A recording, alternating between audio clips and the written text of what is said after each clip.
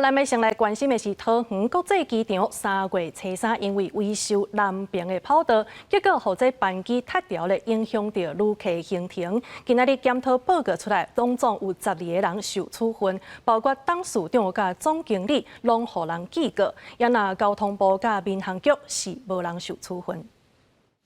桃园机场3月初，因为南边跑道例行性维修的工课，敢若靠北边跑道起落。 飞轮机小偷北离，2天来超过500个航班满分，引起民怨。影响到不只是国内的这个国民出国的这个情绪，还有国外的旅客来台湾也会觉得很匪夷所思、蛮丢脸。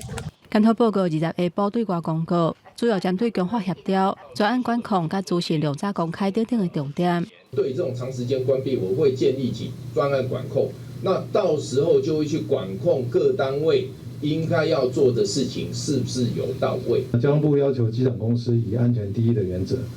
要特别注意变动管理，也就是说改变日常运作的时候，要特别来注意各种作为。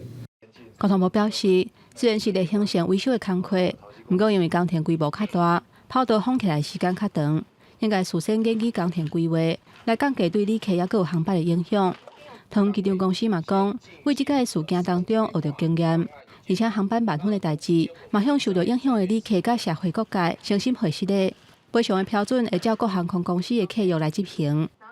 赛季事件不应该发生，因为税修是例行的作业，应该有配合营运的规划，包括塔台作业，包括航空公司的协调、航班的一致等等。 这个事件，桃园机场公司拢总有12个人受到处分。桃园机场公司董事长杨伟虎、总经理范浩伦拢记过1支，工程副总经理孙宏斌记过2支，营运副总经理李俊德记过1支，其他处长包括以下残疾8个人，分别记新界1支，到记过2支处分不定。那交通部甲民航局是无人受处分。记者综合报道。